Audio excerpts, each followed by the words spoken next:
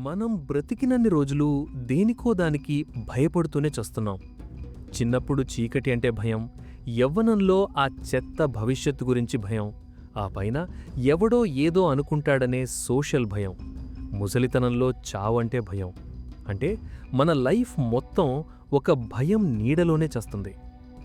అటు యుద్ధాల కోసం, ఆయుధాల తయారీ కోసం మన బుర్రని పిండి పారేస్తున్నాం. వేల మంది జనరల్స్, సైంటిస్టులు కలిసి వినాశకరమైన ఆయుధాలు చేయడానికి డే అండ్ నైట్ కష్టపడుతున్నారు. అంటే ఒక మనిషి తన బ్రెయిన్ను బయటి ప్రపంచంలోని ప్రాబ్లమ్స్ సాల్వ్ చేయడానికి లేదా తన పవర్ చూపించడానికి ఎక్స్ట్రాడినరీగా వాడుతున్నాడు. కానీ అదే బ్రెయిన్ను తన లోపలున్న భయాన్ని చంపడానికి ఎందుకు వాడటం లేదు? ఆకలి వేస్తే అన్నం కోసం ఎంతలా కొట్టుకుంటామో, డబ్బు కోసం ఎంతలా కష్టపడతామో అంత సీరియస్గా మనలోని భయాన్ని ఎందుకు ఫేస్ చేయడం లేదు? ఈ సైకాలజిస్టులు భయానికి 100 కారణాలు చెప్పొచ్చు. కానీ నిజానికి వాళ్ళు కూడా పర్సనల్ లైఫ్లో భయపడేవారే. అంటే ఆకలి గురించి 100 పుస్తకాలు చదివితే ఆకలి తీరదు, అలాగే భయం గురించి వేల సిద్ధాంతాలు వింటే భయం పోదు. ఇక్కడ మ్యాటర్ ఏంటంటే, మనం భయం అనే చెట్టు కొమ్మల్ని కత్తిరిస్తున్నామా లేక వేర్లనే తీసేస్తున్నామా అని. కొమ్మలు అంటే బయటికి కనిపించే భయాలు, అవి కత్తిరిస్తే మళ్ళీ వస్తాయి. కానీ వేరుని పట్టుకుంటే ఇక చెట్టే ఉండదు. ఒక ఎగ్జాంపుల్ చెప్తా. ఒకడు రాత్రి అడవిలో వెళ్తున్నాడు. దూరంగా ఒక వంకర ఆకారం కనిపిస్తుంది. వెంటనే వాడి బ్రెయిన్ అది పాము అని ఫిక్స్ అయిపోతుంది. వెంటనే గుండె వేగం పెరిగి చెమటలు పట్టి శరీరం గడ్డకట్టుకుపోతుంది. ఇక్కడ భయం కలిగింది ఆ వస్తువు వల్ల కాదు, ఆ వస్తువుని చూడగానే బ్రెయిన్ క్రియేట్ చేసిన పాము అనే థాట్ వల్ల. తీరా దగ్గరికెళ్ళి చూస్తే అదొక తాడు. ఆ సెకండ్లో భయం గాయబ్. అంటే నిజం తెలియగానే భయం పోయింది. మరి కానీ ఫ్యూచర్ గురించి, ఒంటరితనం గురించి వచ్చే భయాలు ఎందుకు పోవట్లేదు? ఎందుకంటే మనం ఆ భయాన్ని కళ్లల్లోకి చూసే ధైర్యం చెయ్యకుండా దాని నుండి పారిపోవాలని చూస్తున్నాం.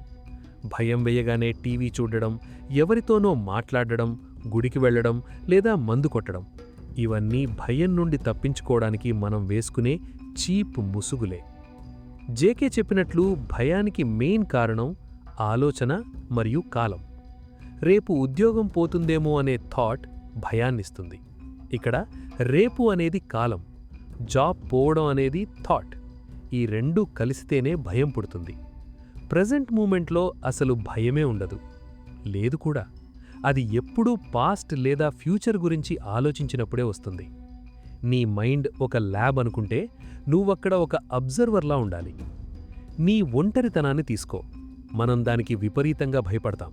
అందుకే ఫ్రెండ్స్ని వెతుక్కుంటాం, పెళ్ళిళ్ళు చేసుకుంటాం, గ్రూపుల్లో చేరతాం. ఇవన్నీ ఆ ఒంటరితనం అనే హోల్ని కప్పిపుచ్చుకోవడానికే.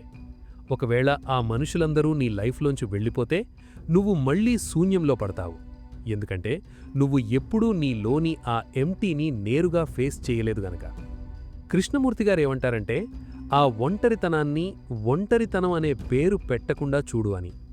ఎప్పుడైతే నువ్వొక ఫీలింగ్కి పేరు పడతావో ఆ పేరుతో పాటు పాత చెత్త జ్ఞాపకాలు, భయాలు అటాచ్ అయి వస్తాయి.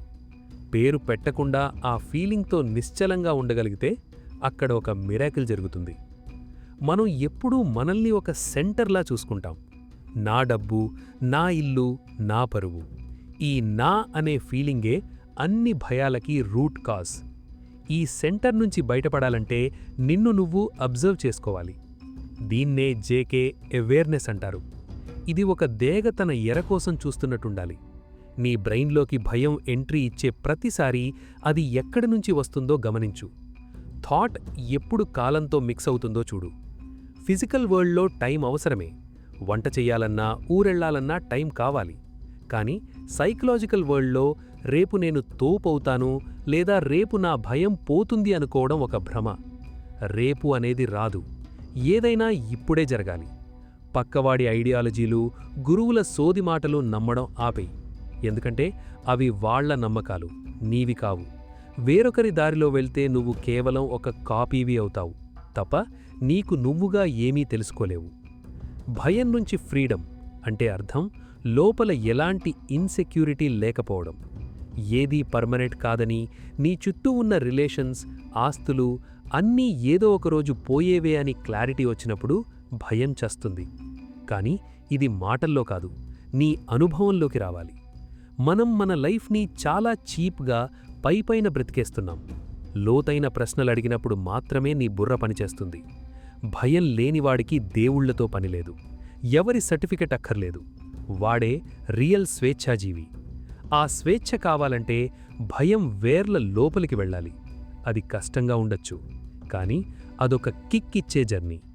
నీ భయాన్ని శత్రువులా కాకుండా ఒక ఫ్రెండ్లా చూడ్డం స్టార్ట్ చెయ్యి. అప్పుడు దాని సీక్రెట్ రివీల్ అవుతుంది. భయం అనేది ఒక చీకటి గది. అందులోకి విశ్లేషణ అనే వెలుగును తీసుకెళ్తే అక్కడ భయపడడానికి ఏమీ లేదని అర్థమవుతుంది. నీ ఆలోచనే ఆ చీకటిని క్రియేట్ చేస్తుంది. మళ్ళీ ఆ ఆలోచనే వెలుగు కోసం ఏడుస్తుంది.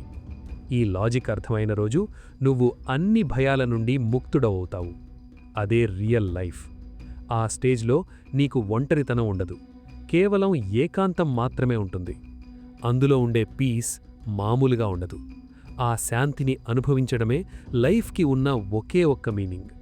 అందుకే భయం అనే కొమ్మల్ని కోయడం ఆపి దాని వేర్లైన థాట్స్ అండ్ టైం మీద అటాక్ చెయ్యి. అప్పుడే నీలో ఒక కొత్త పవర్ వస్తుంది. అదే నిన్ను భయం లేని లోకానికి బాస్ని చేస్తుంది. ఇదంతా జరగాలంటే నువ్వు నేర్చుకోవడానికి రెడీగా ఉండాలి. ఒక శిష్యుడిలా ప్రతి ఎక్స్పీరియన్స్ నుంచి నేర్చుకుంటూ పాస్ట్ని మోయకుండా ప్రెజెంట్లో బ్రతకాలి. అప్పుడే మనిషికి ఒక వాల్యూ ఉంటుంది. అప్పుడే ఆందోళనలు లేని మైండ్ సెట్ వస్తుంది. ఇదేదో ఆశ కాదు, ఇట్స్ ఎ రియాలిటీ. దీనికోసం నిన్ను నువ్వు లోతుగా క్వశ్చన్ చేసుకో. లేదంటే ఒక దద్దమ్మలా ఎప్పుడూ భయపడుతూనే బ్రతుకు.